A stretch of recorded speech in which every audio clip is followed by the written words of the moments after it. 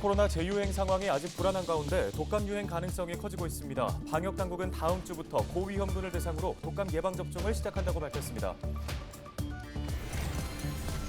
홍성의 한 중학교에서 수업 중 휴대전화를 들고 교단에 들어놓은 학생과 이를 촬영해 SNS에 올린 학생 등 3명이 징계를 받았습니다. 충남도가 18개 기업에 4,200억 원 규모 투자를 유치했습니다. 이들 기업은 도내 산업단지 등의 공장을 새로 짓거나 이전하고 1,100여 명을 신규 고용할 예정입니다.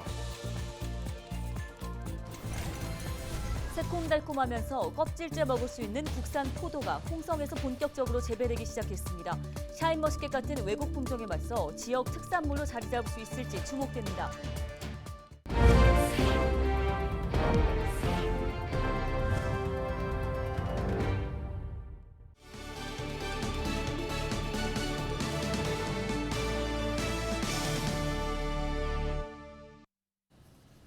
시청자 여러분 안녕하십니까? 헬로티비 뉴스입니다. 네, 첫 소식입니다. 코로나19 재유행이 끝나지 않은 상황에 독감 유행 가능성이 커지고 있어 걱정입니다. 어린이와 만 65세 이상의 어르신 등 고위험군은 다음 주부터 순차적으로 독감 예방 주사를 무료로 맞을 수 있습니다. 손성혜 기자가 전해드립니다. 서울의 한 병원입니다. 지난 2년간 거의 없었던 독감 환자가 최근 들어 다시 늘고 있습니다. 마스크가 해제가 되고 방역이 좀 완화가 되면서 그런 것들이 좀 독감 의심 환자들이 전설이 늘어나고 있는 상태입니다. 실제로 지난 2달 사이 독감 의심 환자는 지속적으로 증가했습니다. 이미 독감 유행 기준에 근접한 상황입니다. 방역 당국은 올 가을 겨울에 독감과 코로나가 동시에 유행할 가능성이 높은 것으로 내다봤습니다. 사회적 거리두기 완화로 이동량이 많아졌고 코로나 이후 독감이 유행하지 않아 인구 집단 내 자연 면역이 감소했기 때문이라는 분석입니다. 아마도 이번에는 아마 이렇게 조금 더 빨리 가장 윗선을 그리면서 이렇게 해서 상당히 많이 올라갈 가능성이 있습니다. 그래서 독감에 대한 준비는 철저히 해야 되겠다. 가장 좋은 대비책은 독감 예방 주사를 맞는 겁니다. 방역 당국은 코로나 백신이 독감 예방에 도움이 된다는 주장은 근거 없는 낭설이라며 코로나와 독감 백신을 모두 맞아야 한다고 강조했습니다. 두 개를 동시에 맞아야 되느냐? 당연히 동시에 맞으시면 됩니다. 한쪽 팔에 독감 백신 맞고 같은 날 그 자리에서 바로 반대쪽 팔에 코로나 백신 맞으시면 됩니다. 갑자기 열이 나거나 온몸이 아프면 독감일 가능성이 큽니다.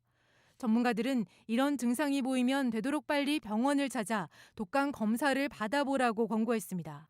독감에 걸리면 이틀 안에 약을 먹어야 효과가 있기 때문입니다. 올해 독감 무료 예방접종은 이번 달 21일부터 시작됩니다. 대상은 어린이와 임신부, 만 65살 이상 어르신입니다. 방역당국은 독감 예방접종은 빠를수록 좋다고 강조했습니다. 헬로티비 뉴스 손상입니다.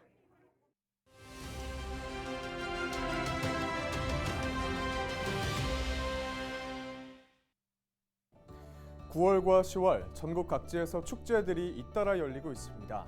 코로나19 확산 이후 3년 만에 여는 바깥 행사들이라 반가움이 앞서는데요. 찾는 이들은 한동안 누리지 못했던 문화를 즐기고 지역사회는 관광객 유치로 지역경제 활성화까지 기대하고 있는 모습입니다.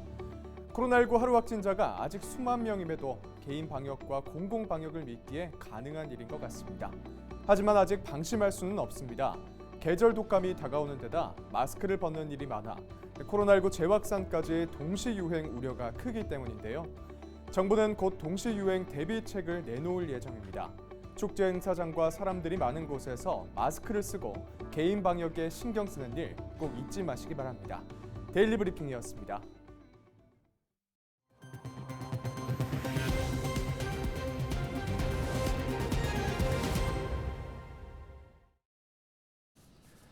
수업 시간에 휴대전화를 들고 교단에 들어놓은 학생과 이를 촬영해 SNS에 올린 학생 등 3명이 징계를 받았습니다. 홍성의 한 중학교는 A군 등 3명을 대상으로 학교 교권보호위원회를 열어 2명에게는 중대 징계를, 1명에게는 낮은 수위의 조치를 각각 내렸습니다. 충남교육청은 학생 인권과 개인정보 보호 등을 이유로 3명의 학생이 받은 구체적인 징계 내용은 밝히지 않았습니다. 경찰 조사 결과 교단에 누워 휴대전화를 들고 있던 학생은 여교사를 촬영하진 않은 것으로 조사됐습니다. 충남도가 18개 기업으로부터 4,200억 원 규모의 투자를 유치했습니다. 충남도와 6개 시군, 각 기업들은 15일 도청에서 이 같은 내용의 투자 협약을 체결했는데요.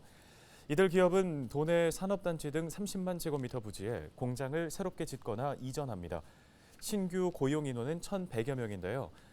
충남도는 이번 기업 유치로 5,600억 원의 생산 효과, 1,700억 원의 부가가치 창출 효과가 발생할 것으로 예상하고 있습니다. 네, 요즘에 농가에서는 포도 수확이 한창인데요. 최근에는 특히 달콤한 샤인머스켓이 큰 인기를 끌었는데 그런데 이 품종이 사실은 일본에서 개발된 거라고 하더라고요. 네, 그렇습니다. 국산 포도도 가만히 있을 수는 없겠죠. 최근에 우리 지역 홍성에서 껍질째 먹을 수 있는 붉은 포도가 인기입니다. 홍성의 새로운 명물이 될 홍주 시들리스 포도, 한범호 기자가 소개합니다. 붉은 빛깔의 포도송이가 주렁주렁 달렸습니다. 농촌진흥청이 개발한 국산 품종 홍주 시들리스입니다. 당도는 18브릭스로 샤인머스켓과 비슷한 수준인데 다른 품종과 달리 산도가 높은 편입니다. 이 때문에 맛은 새콤달콤하고 껍질이 얇아 식감은 아삭합니다. 사람이 느낄 수 없을 정도로 씨가 부드러워 껍질째 먹을 수 있다는 것도 장점입니다. 이 품종은 9년 전 처음 선보였지만 알이 터지는 열과 현상이 쉽게 나타나는 등 재배가 어려워 농가의 외면을 받아왔습니다. 이런 가운데 홍성군과 지역 농가가 안정적인 재배 기술을 확보했습니다. 알 크기도 기존 6g에서 3배에 가까운 16g으로 키워 올해 처음으로 수확에 성공한 겁니다. 열과가 문제인데 요거는 토양 관리라든지 물 수분 관리 이런 거를 정말로 다른 품종 같지 않게 철저히 해줘야 되는 그 품목 중에 하나인데 그런 부분을 많이 개선해 갖고 뭐 이렇게 올해는 뭐 농사를 잘 지은 것 같습니다. 지역 6개 농가 5,000제곱미터에서 수확된 양은 1,000kg 가량. 소매 가격은 2kg에 35,000원으로 비싼 편이지만 벌써부터 맛있다는 입소문이 돌면서 내놓기 무섭게 팔려나가고 있습니다. 상품성이 뛰어난 만큼 향후 해외 수출도 기대됩니다. 새콤달콤하면서도 특히 색을 갖다가 붉은색을 띠는 포도입니다. 중국뿐만 아니라 동남아에서 붉은색을 상당히 선호를 하기 때문에 국내에서 충분히 재배 면적이 확보가 된다면 국내 포도 시장뿐만 아니라 해외에서도 큰 인기를 끌 것으로 보고 있습니다. 홍주 시들리스는 공교롭게도 홍성의 옛 지명인 홍주와 이름이 같아 더 화제가 되고 있습니다. 홍성군은 재배 기술과 시설을 확대 보급해 국내 대표 포도 품종이자 지역 특산물로 키워나갈 계획입니다. 헬로티비 뉴스 한보호입니다.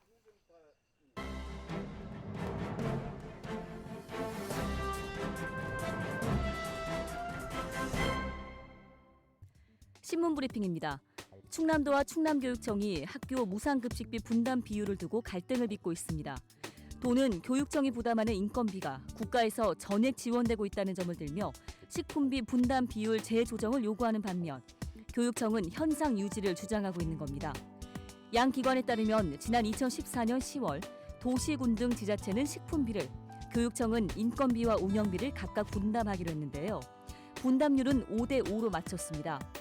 올해는 총 2,865억 원 가운데 도시군이 48%를, 교육청에서 52%를 분담했습니다. 이런 가운데 민선 8기 들어 도의 복지재정 투입에 다른 분위기가 감지되고 있습니다.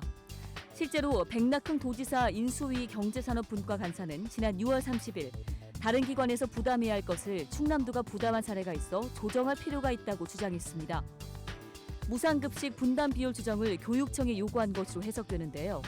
대표적으로 교육청이 인건비가 정부 예산으로 투입되고 있다는 것을 문제 삼고 있습니다. 도 관계자는 교육청이 부담한 인건비 등이 국가 지원을 통해 받아온 사실을 뒤늦게 확인했으며 교육청은 그동안 이에 대한 입장을 내놓지 않았고 이는 당초 취지와 어긋나며 식품비만 갖고 분담 비율을 재조정할 필요가 있다고 주장했습니다. 이어 반면 식품비의 경우 타 지자체는 교육청이 평균 60% 정도를 부담하고 있고 이는 불합리하다고 강조합니다. 반면 교육청 관계자는 굿모닝 충청과의 만난 자리에서 교육청은 도와 달리 지자체 수입이 없고 교육 교부금으로 살림살이를 하는 것이라며 만약 식품비를 추가로 부담하면 교육 환경 개선 등은 줄어들 수밖에 없다고 우려했습니다.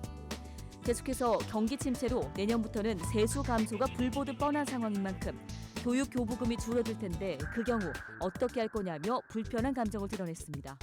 지금까지 신문 브리핑이었습니다.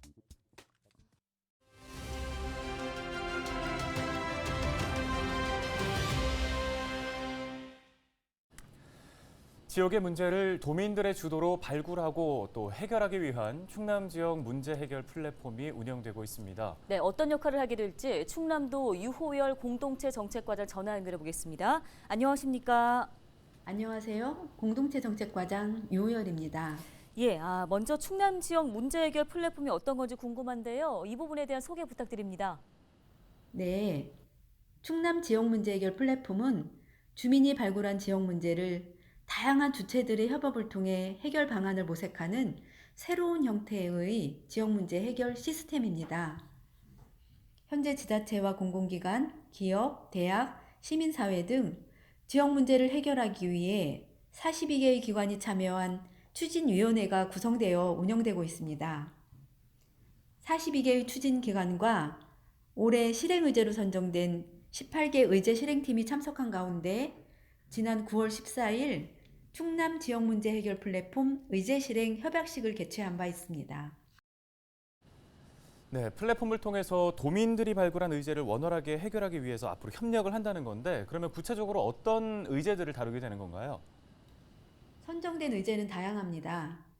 지난 5월부터 7월까지 주민 참여를 확대하고 체계적으로 지역 의제를 발굴하기 위해서 누구나 정상회담과 오픈 테이블 등 주민 공론장을 운영했습니다.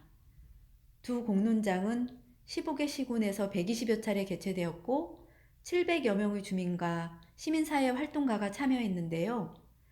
실행 의제로는 제로 웨이스트 아파트 구축을 위한 주민활동, 충남 바다 쓰레기 수거 및 환경정책 개발 캠페인, 학교폭력 예방 보드게임 교육 자료 개발, 장애인, 노약자 등 기술 약자를 위한 키오스크 개선 등 최종 18건이 선정되어 실행될 예정입니다.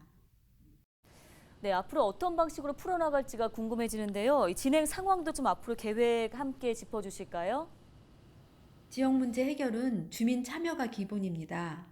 따라서 해당 의제들은 생활 공간을 실험실로 삼는 리빙랩 방식으로 해결할 계획입니다. 더불어 추진기관의 재정 지원과 전문 컨설팅 등 자원을 효과적으로 연계하고 지원하여 새로운 민간협치 플랫폼으로 성장할 수 있도록 노력하겠습니다. 네, 알겠습니다. 오늘 말씀은 여기까지 듣겠습니다. 충남도 유호열 과장이었습니다. 네, 다음 소식입니다. 충남도와 대한건설협회 충남지회가 15일 도청에서 간담회를 열고 지역 건설업 활성화 방안을 논의했습니다. 협회 관계자들은 충남도의 중소건설기업 경영 지원과 사회 간접자본 투자 확대 등을 건의했습니다. 충남도는 베이밸리 메가시티 건설과 안면도 개발 등 대규모 건설 사업에 지역 중소건설업체 참여율을 높이겠다고 밝혔는데요. 충남의 경우 100명 미만의 중소기업이 도내 건설업체 99.5%를 차지하고 있지만 소수 대형업체의 독점 현상은 계속되고 있는 상황입니다. 충남도의 걷기 앱인 걷주 가입자가 35만 명을 넘어섰습니다. 시군별로는 천안이 8만 3천여 명으로 가장 많았고 뒤이어 아산과 서산, 당진 순으로 집계됐습니다. 참여자의 총 걸음수는 지구 3,300여 바퀴를 돈 것에 해당하는 2,095억 걸음에 달했는데요. 가장 많이 걸은 사람은 아산시에 거주하는 40대로 올해 1월부터 하루 평균 3만 9천 걸음을 기록했습니다. 당진시가 향토 유정 무형 문화유산 4건을 새롭게 지정했습니다. 이번에 지정된 문화유산은 면천 자계리와 대진만호 유적, 손병희 선생 유허지와 신평 대장장입니다. 특히 면천 자계리 유적은 당진에서 발견된 최초의 청동기 문화유적으로 알려져 있습니다. 신평 대장장은 3대에 걸친 대장장 기술과 전통에 대한 무형 문화유산으로서의 가치를 인정받았습니다. 이에 따라 당진시는 16건의 향토 유적과 2건의 향토 무형 문화유산을 보유하게 됐습니다. 오늘 저희가 준비한 소식은 여기까지입니다. 시청해주신 여러분 고맙습니다.